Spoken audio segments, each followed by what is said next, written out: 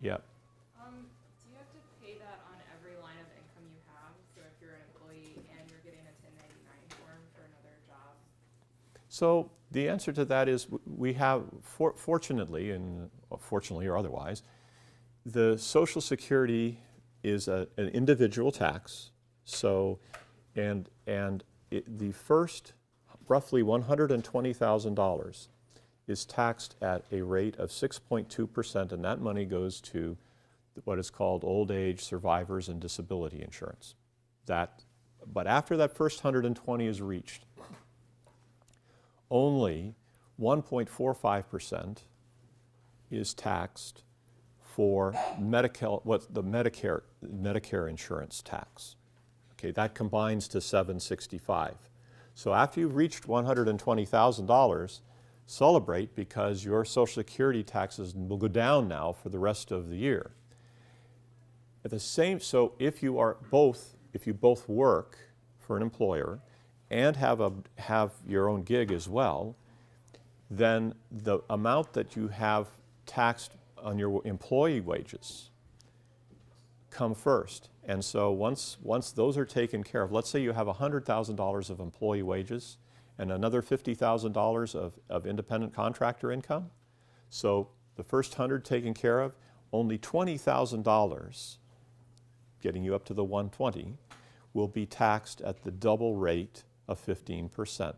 And then everything above that would be taxed at the double rate of 2.9%. Okay? Yep.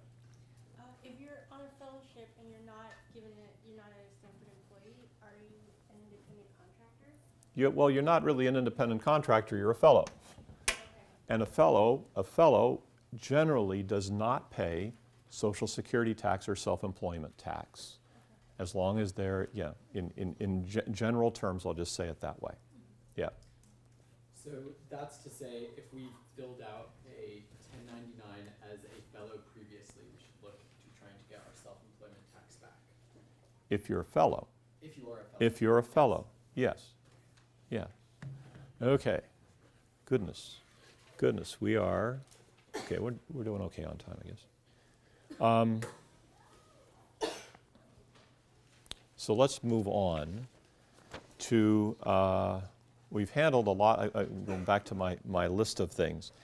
There are some special rates. The rate tables apply, but there are some special rates, and those special rates apply to such things as investments. So investments, stock ownership has a couple of benefits, right? You own stocks, and when a company does well, they pay you some dividends. They pay some dividends out of their earnings. And then, of course, the stock may, in fact, go up in price.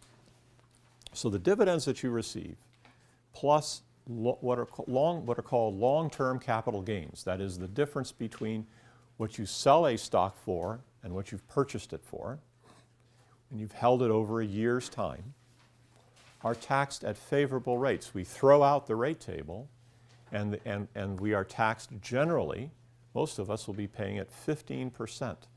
The tax on both dividends and capital gains. If you are in the 10 or 15% bracket, you're actually paying no tax at all on your dividends or capital gains.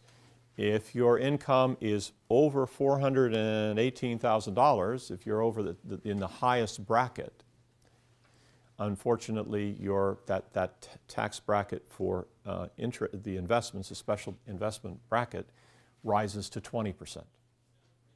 So you have, so it's a nice thing, and you know why?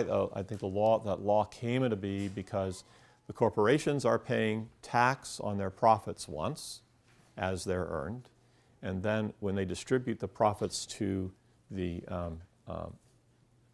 investors, the investors are entitled, I suppose, to pay a little bit less tax because rather than having to pay double tax.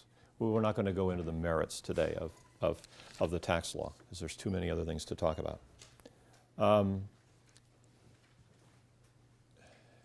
Let's talk for a minute about, yeah. I'm not sure if I heard that right. So if you're in the 1099 Yes, any income that comes through dividends or capital gains is not taxed at all. are zero. That's correct. That's But correct. If you're in the next tax bracket, then it's no matter what you, Then it goes up to, then the next several brackets, it's 15%. And when you reach the top bracket, the very top bracket, it jumps up to 20.